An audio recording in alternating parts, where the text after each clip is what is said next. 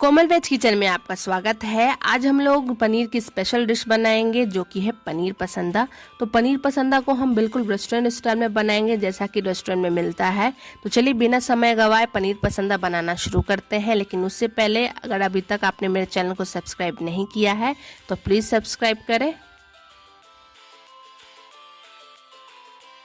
तो पनीर पसंदा बनाने के लिए सबसे पहले हम पनीर के लिए स्टफिंग तैयार कर लेते हैं। तो इसके लिए मैंने यहाँ पे लिया है 100 ग्राम पनीर, थोड़े से कटे हुए धनिया की पत्ती, 2 चम्मच मैंने हरे धनिया की चटनी ली है, थोड़े से काजू और किशमिश। तो चलिए इसकी स्टफिंग बना लेते हैं। तो स्टफिंग बनाने के लिए सबसे पहले हम काजू और किशमिश को इसे मिक्सर में हम हल्का दरदरा होने तक पीस लेंगे। आप चाहे तो किशमिश को काट के भी डाल सकते हैं, लेकिन मैं किशमिश को काजू के साथ ही पीस लूँगी।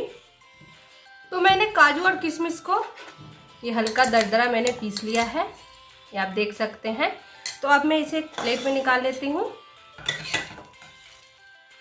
तो अब हम पनीर को कद्दूकस कर लेंगे इस तरह से। कद्दूकस करने के लिए आप सबसे महीन वाला जो ग्रेटर होता है उसी का इस्तेमाल करें। तो मैंने पनीर को ग्रेट कर लिया है।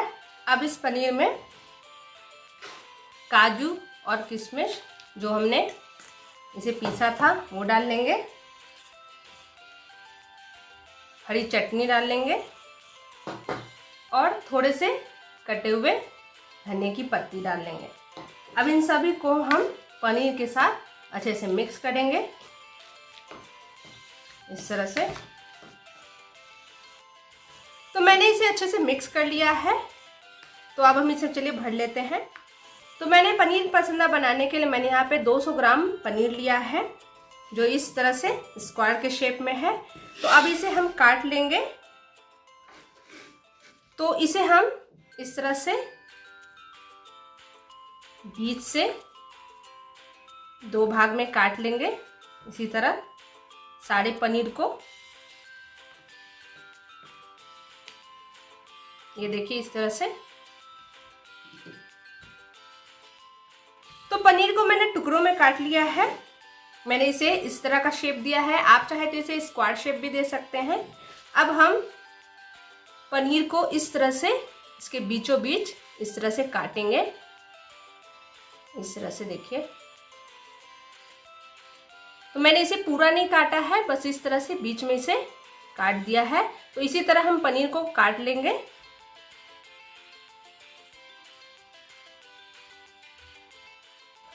तो मैंने सारे पनीर के पीसेस को कुछ इस तरह से बीच से काट लिया है।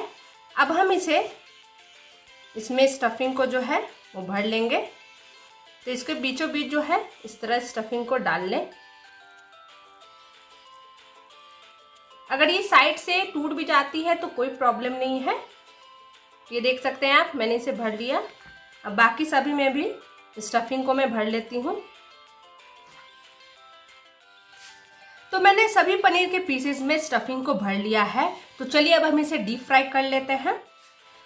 तो जब तक तेल गर्म होता है तब तक हम पनीर को डीप फ्राई करने के लिए इसका घोल तैयार कर लेते हैं। तो उसके लिए मैंने यहाँ पे 2 बड़े चम्मच मैंने कॉर्नफ्लावर लिया है। तो अब एक कटोरी में इस कॉर्नफ्लावर को डाल लेंगे और इसमें थोड़ा थोड़ा पानी डालकर इसका हम घोल तैयार कर लेंगे। हमें ज़्यादा पतला नहीं रखना है। ये देखिए, तो ये हमारा कॉर्नफ्लावर का घोल जो है वो तैयार हो गया है। तो चलिए अब हम पनीर को डीप फ्राई कर लेते हैं। तो पनीर को फ्राई करने के लिए मैंने यहाँ पे गैस पे कढ़ाई चढ़ा दिया है और उसमें तेल डाल दिया है। तो अब हम तेल को थोड़ा गर्म कर लेंगे।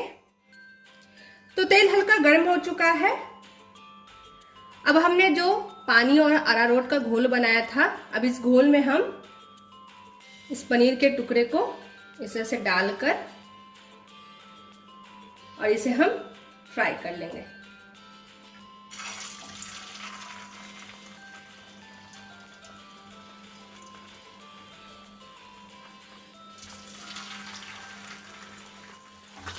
तो पनीर को बीच बीच में इस तरह से पलटते रहें ये देखिए एक तरफ से ये फ्राई हो गया है। अब इसे दूसरी तरफ से भी पलट लेते। इसे हम हल्का गोल्डन ब्राउन कलर होने तक इसे हम फ्राई करेंगे। तो पनीर हल्का ब्राउन हो गया है, तो अब हम इसे निकाल लेते हैं। ये आप देख सकते हैं बिल्कुल हमें इस तरह का चाहिए। तो मैंने सारे पनीर के पीसेस को प्लेट में निकाल लिया है। तो चलिए अब हम इसकी ग्रेवी बना लेते हैं। तो पनीर पसंदा की ग्रेवी बनाने के लिए मैंने यहाँ पे लिया है 2 मीडियम साइज के टमाटर, जिसे मैंने पीस कर इसकी प्यूरी बना ली है। 2 मीडियम साइज के प्याज, इसे भी मैंने पीस कर इसका पेस्ट बना लिया है। थोड़े से काजू और मगज का पेस्ट लिया है मैंने। अगर आपके पास मगज नहीं है तो आप काजू का भी इस्तेमाल कर सकते हैं। इसके अलावा मैंने यहाँ पे 1 कप क्रीम लिया है। अगर आपके पास क्रीम उपलब्ध नहीं है तो आप दूध का भी इस्तेमाल कर सकते हैं। 1 छोटा चम्मच हल्दी पाउडर, 1 छोटा चम्मच लाल मिर्च पाउडर, आधी छोटी चम्मच भुने हुए जीरे का पाउडर, 1 बड़ा चम्मच मैंने यहाँ पे अदरक लहसुन पेस्ट लिया है, नमक स्वाद अनुसार, 1 बड़ा चम्मच धनिया पाउडर, आधी छोटी चम्मच गरम मसाला पाउडर और आधी छोटी चम्मच जीरा। तो चलिए पनीर पसंदा की ग्रेवी बनाना शुरू करते हैं। तो ग्रेवी बनाने के लिए मैंने यहाँ पे कढ़ाई में तेल डालकर इसे गर्म कर लिया है। अब इसमें हम जीरा डाल लेंगे। तो जीरा भून चुका है। अब इसमें हम पिसा हुआ प्याज डाल लेंगे।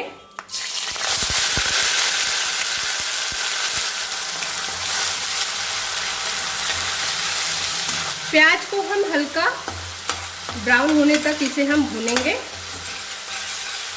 गैस का फ्लेम हमें मीडियम ही रखना है। प्याज हल्का भुनने लगा है तो इसे हम इसी तरह चलाते हुए हल्का पहले इसे भून लेंगे हम। प्याज हल्का भुन गया है। अब इसमें हम अदरक लहसुन पेस्ट डाल लेते हैं और इसे भी प्याज के साथ हम थोड़ी देर के लिए भून लेंगे। तो प्याज और अदरक लहसुन पेस्ट दोनों अच्छे से भून गए हैं। अब इसमें हम टमाटर की प्यूरी डाल लेते हैं और इसमें हम थोड़ा सा स्वाद अनुसार नमक भी डाल लेंगे। अब इसे हम मीडियम फ्लेम पे इसी तरह पकाएंगे। ये आप देख सकते हैं टमाटर जो है वो भुनने लगा है। टमाटर को हम इसी तरह चलाते हुए इसे थोड़ी देर के लिए भूनेंगे जब तक ये तेल न छोड़ दे कढ़ाई में। तो टमाटर अच्छे से भुन गया है और आप ये देख सकते हैं कि इसने कढ़ाई में तेल छोड़ दिया है। अब इसमें हम बाकी के सारे मसाले भी डाल लेते हैं। धनिया पाउडर, लाल मिर्च पाउडर और हल्दी पाउडर। अब इन सभी मसालों को हम टमाटर के साथ अच्छे से मिक्स करके इसे भी 1 से 2 मिनट के लिए भून लेंगे। 1 से 2 मिनट हो चुके हैं और मसाले भी भून चुके हैं। अब इसमें हम काजू और मगज का पेस्ट डाल लेंगे और इसे मसालों के साथ थोड़ी देर के लिए हम अच्छे से भून लेंगे। 1 से 2 मिनट हो चुके हैं और काजू मगज का पेस्ट भी भुन गया है। अब इसमें हम क्रीम डाल लेंगे और इसे मसालों के साथ अच्छे से मिक्स कर लेंगे। तो क्रीम मसालों के साथ अच्छे से मिक्स हो गया है। अब इसमें हम थोड़ा सा पानी ऐड कर देंगे और इसे मिक्स कर लेंगे।